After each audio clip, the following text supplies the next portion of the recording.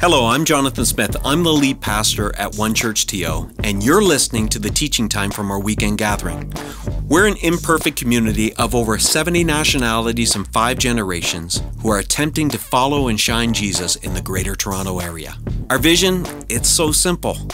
We want to help people from all walks of life know God, love people, and in turn, impact our city for good. We've designed these weekends to be meaningful, challenging, and encouraging, and I hope that's what you get from listening. I didn't get to see how many people were here last night that are here today. And if you're in the chat room, just jump in and say, I was there. Been there, done it, bought the t-shirt. I got to bed, I think I went to bed at like 2:30 a.m., and the alarm went off at 5:30 a.m., So this gathering is brought to you by the Elixir of Life, coffee. Hey, you notice we had a celebration if you're brand new here, and we're so glad that you joined us today.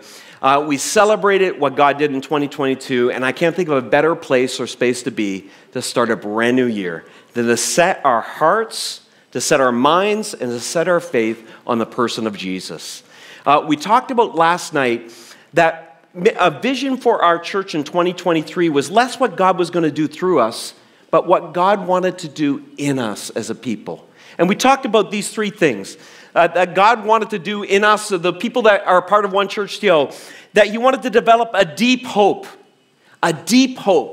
in each of us, in a world that's struggling to find hope, people that have an endless source of hope, that we could find a stream of gratitude, and we're going to talk about that today, and an unquenchable joy. Now, hope, gratitude, and joy. Why those 3 things?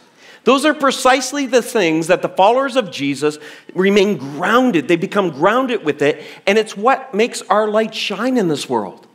People filled with hope and joy and gratitude, despite the circumstances of life, how attractive that is, and how resilient that builds us in our lives. Now, we don't know what 2023 is going to hold. Likely, there's going to be some surprises. Some of them you're going to love, and some of them not so much. It's the way life goes. There's going to be some hard moments. There's going to be some really pleasant moments. But we want to be a people that no matter what comes in 2023, our faith won't be shipwrecked, won't be shook that way. Instead, we're anchored to an all-knowing, all-powerful, ever-present creator of the universe, and His name is Jesus. That's our deep hope. See, we're a people that are anchored to a person and a moment. And if you're a follower of Jesus, that person is Jesus, and that moment is His resurrection. That deep hope that we have is in the person of Jesus, the ever-dependable, ever-loving, ever-present Lord and Savior. And the resurrection, I love the resurrection, because it's a reminder, no matter what's coming at you or what you're experiencing, this is not all there is. The resurrection reminds us that there's always a comeback. There's always a comeback. See, last night we talked about how we can anchor our lives to these deep truths. I love it. We talked about Hebrews chapter 6, verse 19. Those of you who are here, you know the verse now. But the verse is simply this: our hope is a strong and trustworthy anchor for our souls. Now, I love that imagery. When I read that verse, I love that type of imagery. I'm an ocean kid. I could see the ocean from the house that I was raised in. And every boat in the East Coast, and maybe where you've been, if you've ever been around water, every boat has similar things in it. Every boat in the East Coast has a little anchor in it. Small little boat on the ocean, you're just going around you don't go too far out into the vast ocean, you need a bigger vessel. But all of them have an anchor. The anchor is for staying and not drifting. And all of them have a bucket. And the bucket is for bailing and staying afloat. And you need both. Now, kids, some of you received a kit on the way in here, and you're supposed to draw 2 pictures. And we have a little prize for you at the end of our gathering. And that's the anchor and the bucket. So you go ahead and you can draw that as you're in this gathering with us. The anchor keeps us moored and stable and keeps us safe. The bucket helps us to bail because inevitably every good boat gets water in it. It's normal. It's not uncommon. And your life is no different. The analogy is that your life is like a boat. And water comes over the gunnels of the boat. That's the sides of the boat. Just because when the waves get choppy, it's natural to get some water inside of it. When a boat gets old, it's natural for it to leak a little. And it leaks a little bit of water in it. You and I need a bailing bucket because life keeps coming at us, friends.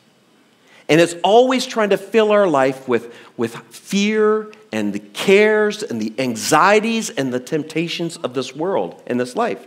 And the bailing bucket for the believer is gratitude. What buoys us back up?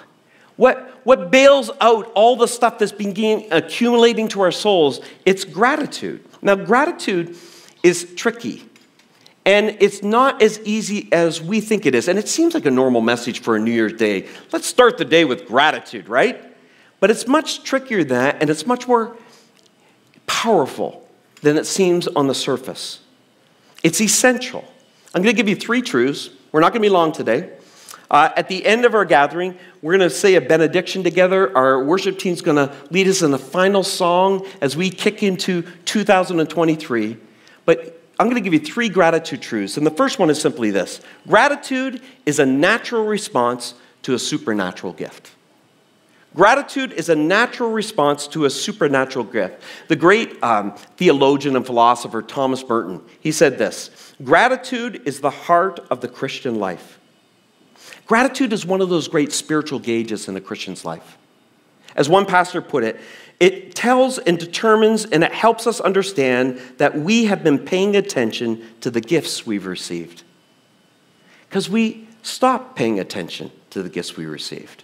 Gratitude's an indication. The Apostle Paul put it this way. He said, so then, just as you've received Christ Jesus as Lord, just as you've anchored your life to Jesus, continue to walk in him, being rooted and built up in him and established in the faith. In other words, mature in Jesus. So we anchor our life to Jesus, but then there's further work to do. There's the act of sanctification, which is the ongoing work of maturation spiritually in our lives. And you'll spend your whole life maturing, won't you? You've heard it said many times from this platform by Pastor Keith over the years that it's not how many years you have in the Christian faith. That doesn't mean you necessarily have matured in your faith. There's a process to that maturation process. Then he says this, just as you were taught and overflowing with gratitude. Can you say that with me? Overflowing with gratitude. Once you've anchored your life to the person of Jesus and you're maturing in your faith, one of the natural fruits of that is that you are overflowing with gratitude. Friends, what would it look like if we were a people that had an inexhaustible stream of gratitude in our life in this world? Now just pause and imagine what that would look like in the workplace.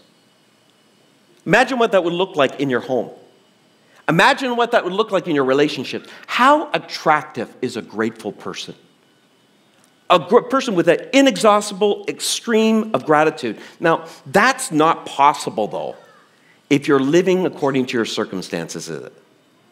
Because there are some things in life you can't be thankful for. The loss of a loved one, oppression, abuse. There are many things you can't be thankful for, but gratitude is rooted in something that goes beyond good times and happiness. There's a Benedictine monk, his name is David Stengel Rast. I probably blew his name there. He said this, every human being has one thing in common. We all want to be happy. We all want to be happy. Many people believe that if you're happy, you'll be grateful. But think again. Is it really the happy people who are grateful? We all know quite a number of people who have everything it would take to be happy, and they're not happy. And we all know people who have lots of misfortunes who are deeply happy. Why? Because they're grateful. So it is with happiness.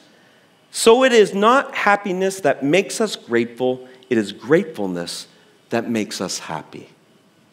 It's gratefulness that does that. Our gratitude is based, remember what Paul just said, our gratitude is based on being rooted and built up in Jesus and established in the faith.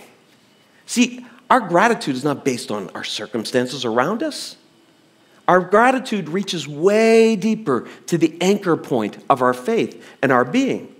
If you're a follower of Jesus, you've received a supernatural gift.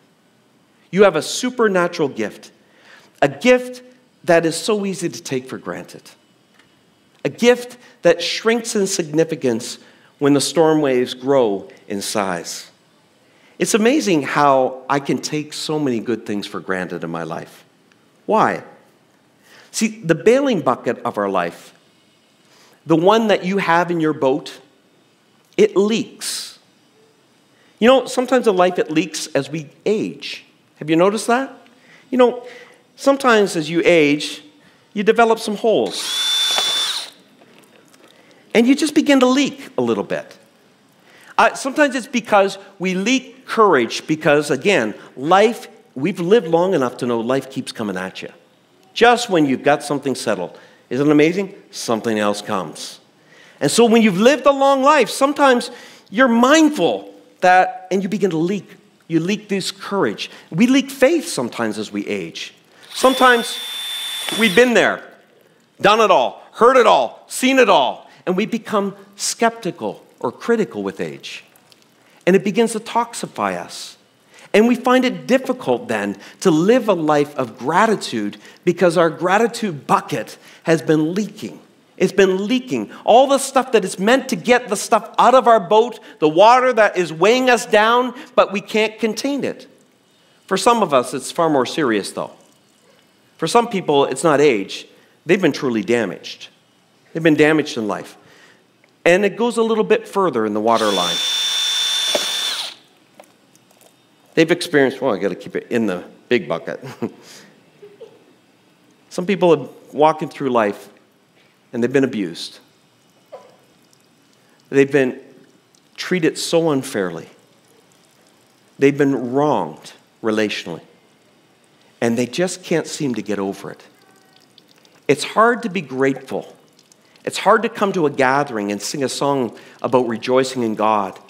It's hard, you know, to hear a preacher say, rejoice in the Lord, and again I say, that's really hard when you're hurting. That's really hard when someone's done something terrible to you. But for all of us, we've probably all sprung some leaks in our gratitude bucket. We've been through a pandemic. And I know this, even the healthiest among us, it's cut low. It's cut low. You know why? The pandemic shook all of us and it cost us all. And for many of us, we didn't have a lot of reserves going into it. And it cut you to the quick.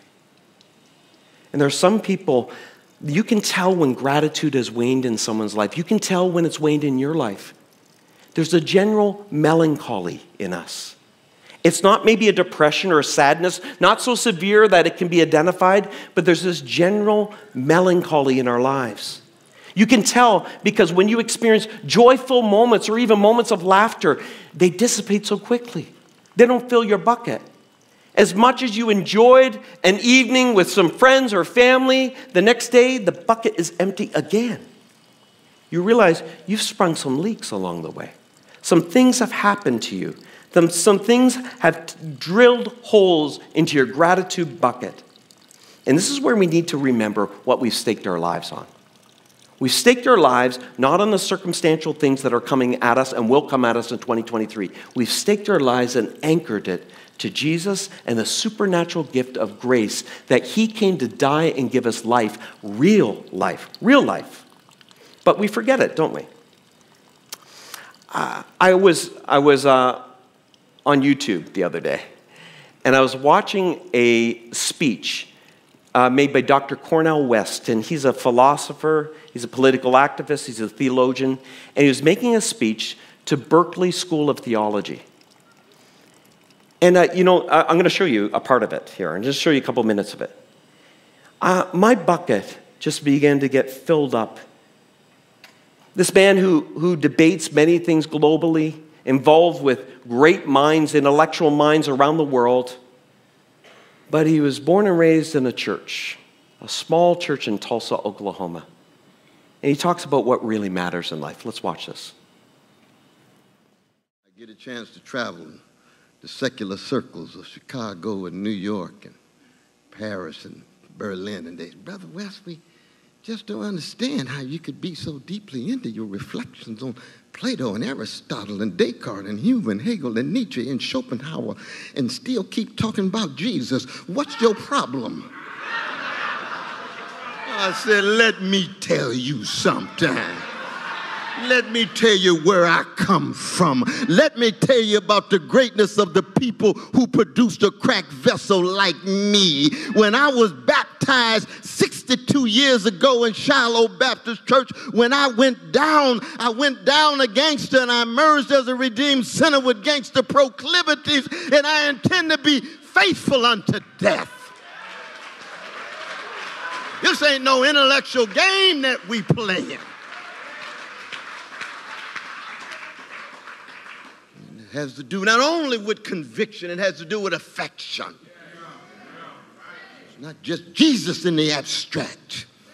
It's the sweet Jesus that I sing about, that I heard my mama and my daddy and Reverend C.L. West, my grandfather, the founder of Metropolitan Baptist Church on the chocolate side of Tulsa, Oklahoma, T. Rose, my grandmama, Aunt Tiny, Uncle Earl. They knew a sweet Jesus. I know that same sweet Jesus. And it's tried and true. I'm a living witness. I'm a testimony to it. And so whatever forms of intellectual skepticism, whatever forms of intellectual critique, that's fine with me. But in the end, I know where I stand. I stand on a love that lifted me. I stand at the bottom of a cross of a blood that transformed me in such a way that I can try to love my crooked neighbor with my crooked heart, no matter how dark the situation is. Now, Pastor Keith, that's a preaching voice, is it not? I know it's early. I know it's the first gathering of the year. But are you a living witness of that? A living witness of it. I love what he said here near the end. He said this, whatever forms of intellectual critique, that's fine with me. He's not afraid, and we shouldn't be afraid of using our minds and engaging it in dialogue about Christ and the things of God and the realness of God and the nearness of God. Absolutely. But in the end, and I love it, it's not just a conviction, it's an affection, he said. But in the end, I know where I stand. I stand on a love that lifted me. Stand at the bottom of the cross of a blood that transformed me so I could try to love my crooked neighbor with my crooked heart, no matter how dark the situation is. See, sometimes I just need a good reminder of the gift, the supernatural gift that I have received. You've heard Pastor Keith say it many times over the years. We're just beggars telling other beggars where we found the food. I've said this many times. All the perfect people left a long time ago. It's just you and me. Let's never get over that, friends. It's not our righteousness, it's Christ's righteousness in us. It's not our good deeds, it's what Jesus has done for us. It's not what you do, it's what he did for us. That is what we have anchored our life to. Gratitude is a natural response to a supernatural gift that we have received from God. Here's the second point. Second point is this. Gratitude is best expressed in specificalities, not generalities. Oh man, I got to tell you, it's early to say that word, specificalities. Can you say that word? Specificalities. Like, I'm dyslexic, so working that word out this morning takes more energy. Listen, I grew up in a church that sang some of the great hymns of the church. And we used to sing a hymn that was written in 1897, the first verse of which I've loved. It says this, when upon life's billows your tempest tossed. And that's language, nautical language, of waves coming at you and moving your boat of life all over the place. When upon life's billows you are tempest tossed, when you are discouraged, thinking all is lost, count your many blessings, name them one by one, and it will surprise you what the Lord has done. When it comes to gratitude, it's something specific, not just general. There's a sense that if we're grateful for everything, we're grateful for nothing. I learned this. You know, it's amazing what you learn when you're around people for a long time. When I was in my 20s, I joined the staff here, and I've worked with Pastor Keith and alongside him for close to 20 years, Pastor Keith. You and I in different proximity, but around each other 22 years or so. I noticed something about him the first year I worked with him that I marked it because it was different. I noticed every time I ever had the privilege of speaking or leading in worship, you know what I noticed he never said? He never said, good job. Great message. Because that's a typical kind of response sometimes. Pastor Keith always said something very specific. He edified something that I was doing and reinforcing it because it was wholesome, healthy, edifying. And he also, when it came to critique, because he was my boss for many years, he was my lead pastor, he would also, it was very specific in his correction. It was edifying me, trying to make me better. I've always admired that about him. I've noticed that I've tried to copy it in my own life. It's easy to do generalities. Hey, great service. It takes a little more work to get specific, but it's more powerful. That was a great moment when you said this, and the way you put it together, it's so much more meaningful. The more specific it is, the more powerful it is. And that's how it is with gratitude. Gratitude is best expressed like that. It becomes more meaningful the more specific it is. Here's how we do this in our life. We need to break down what gratitude really is to understand how to do gratitude. Again, Paul helps us out here in 2 Corinthians. He said, all these things are for your benefit. And he's just listed a whole bunch of things that are for your benefit when you've anchored yourself to the person of Jesus. He says, as grace increases, get the connection here, to benefit more and more people, it will cause gratitude to increase. As grace increases, it'll benefit more people, and it will cause gratitude to increase, which will result in God's glory. Ultimately, gratitude glorifies God.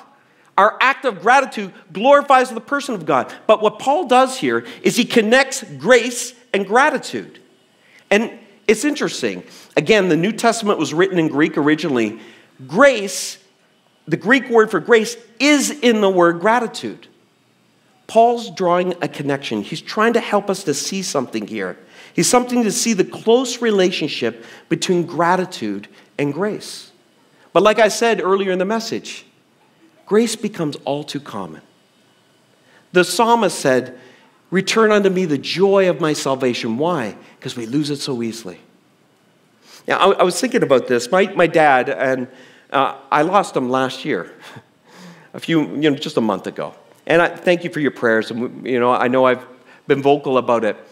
But I was thinking about him today because I shared with you last year, on December 31st, 2021, I shared with you a little email. My dad wrote a lot. My dad would write letters. He would write emails. He'd write messages. He'd write history. He just was quite a prolific writer. And he was a businessman, but this was a passion of his. Words were a passion. He emailed my brothers and sisters on December 31st, 2005, and I'll just read you part of it. He emailed us this letter. He said, to my children, I thank the Lord for the privilege I have of seeing each of you in your own ways excel in spite of your vicissitudes. Your vicissitudes. Like, again, I use a dictionary when I read Dad's words. Of your lives. Yet often it is not in spite of, but because of these ups and downs of your past, that you've grown to meet life's challenges as you have. Many times in your own strength, but in dependency on the Lord. His acknowledged presence is the joy that gives us strength even in our worst nightmares. He said, I value each of you more than I let on. Your unique personalities have such strengths that are so often eclipsed in your eyes by a weakness that you let loom in your life. So much so that the unique strength God has given you aren't capitalized on. Recognize your giftings, kids, and utilize them, and it will give you confidence to fulfill your callings in life. I'm almost done. He says this, do continue to set your sights on the positive, emphasizing in yourselves and others what is good, the best, not the worst, the beautiful, not the ugly, things to praise, not things to curse. The highest aspiration of your lives should be to know and to do God's will, which he makes as evident as our foggy vision can see. Revel in what is at hand. If you perceive your present circumstances as difficult, can you not believe they are tailor-made for you? To shine, to grow, to stretch? And he puts in brackets, that hurts, doesn't it? You ask, how long do I have to take it? Sometimes until others see the shining is not yourself, until you've learned a lesson rather than bucking it. Seize it, kids. I bless you all. Whatever you think and say and put your hands to do, may it be a blessing to others. Your Father with love. You know, when he sent that, December 31st, 2005, guess what I did with it? Casually read it. Did I respond? Nope. What I would give to get an email like that today. What I would give for one more conversation. But it was so common to me. I didn't know how blessed I was. It was so normal in my life. I overlooked those blessings so easily. It wasn't until it became less available and less common that I truly began to be, I hold that, I treasure that today. I hold it with such gratitude today because I recognize the beauty of it. See, this is how gratitude works. Gratitude has to have two things present. It has to be, number one, has to be something valuable. You're not grateful if it's not valuable. It has to be something you see as being valuable. Gratitude is a response to being given a gift that is valuable. How often, though,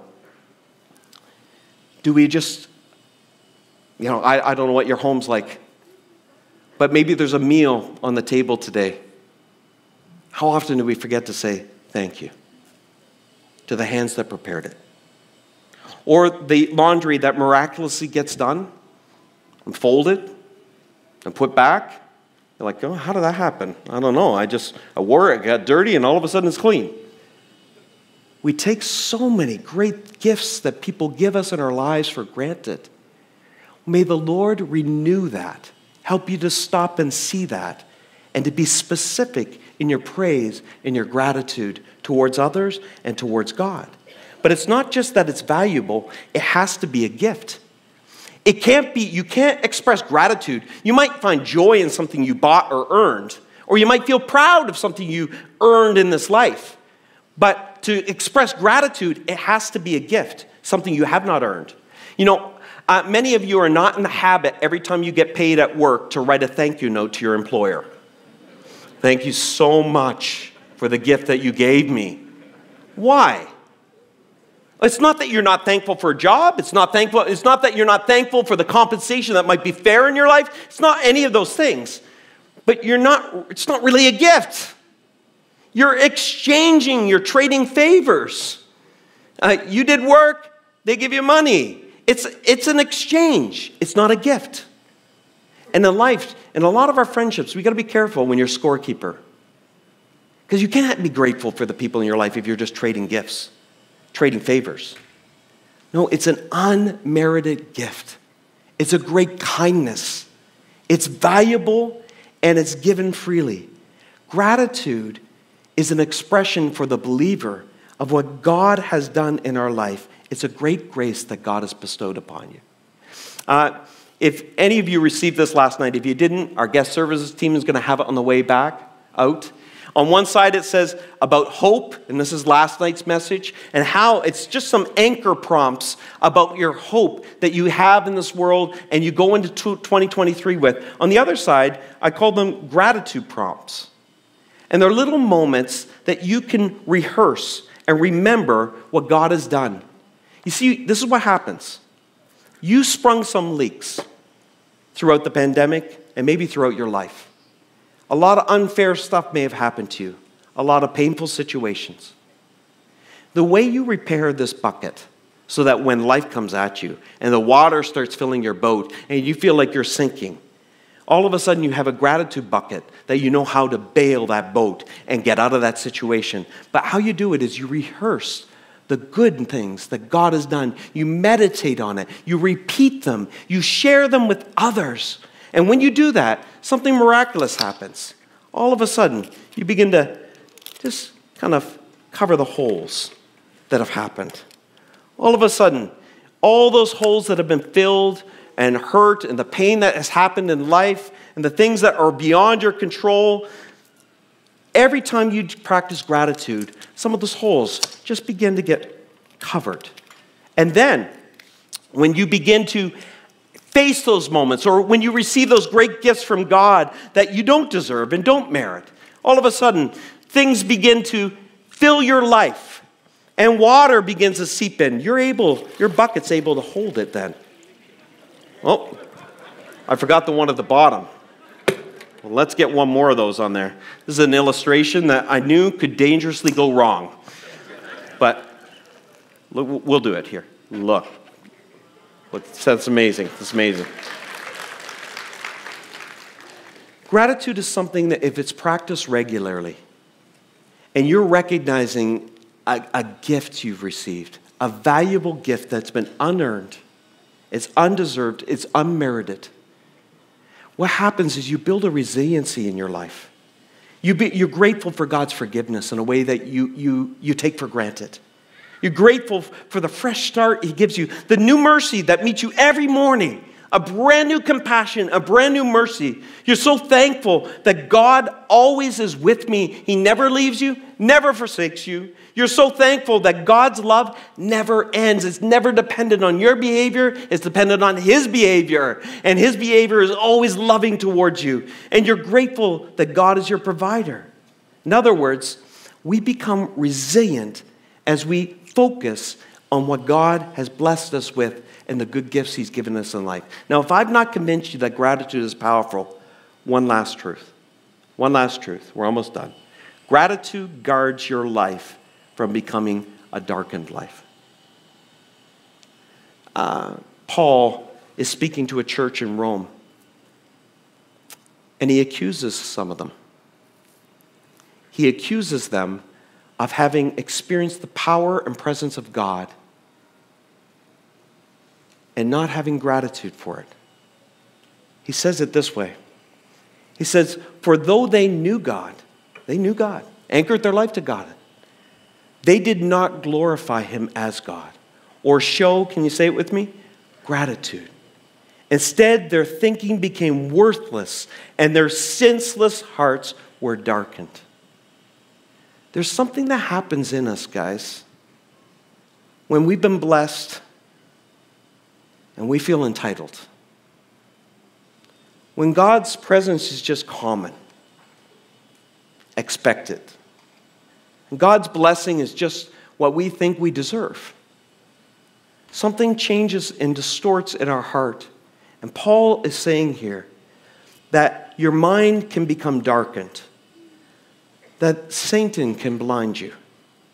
Gratitude is the guardian of the lamp of your soul. So it's not just something that fills your bucket. It's not just something, it's something that protects you. You know, I love it, and I'm talking to many parents in this room. Don't you love it when your kids thank you? Every once in a while when they're just like, hey, thanks. Because they're kids. They naturally forget. It's common that their parents serve them. It's common that the heat is on in the house. It's common they have a bed to sleep in. It's common that there's food in the fridge. Where did it all come from? It's a mystery. But when they mature and you begin to hear, like, thanks. Thanks for stepping up. Thanks for working hard. Thanks for rolling up your sleeves. Thanks for paying the light bill on time. And you know, you don't live for that as a parent, do you? You don't live for that. But one of the things I notice about that, I know how good it is for them. I know how good it is for them to recognize that people around here are serving you, helping you. It's not like God needs our praise or worship or gratitude, He knows how good it is for you. Because when we express gratitude, we're reminded of who we're anchored to. And in the middle of a storm, you don't have to go racing to and fro looking for help. He's an ever-present help in time of need. I'm going to invite you to stand across this room, and if you're online, you don't need to stand, but we're going to pray a benediction, and then our worship team's going to lead us in a song in conclusion. Let this be the benediction and a prayer over 2023 for each of you. May your year be blessed by moments of quietness, light in your darkness, strength in your weakness. May your year be blessed with grace in your meekness, joy in your gladness, peace in your stillness. May your year be blessed with special favor. And with gratitude, everyone in the room said, Amen, which means so be it, Lord. Amen.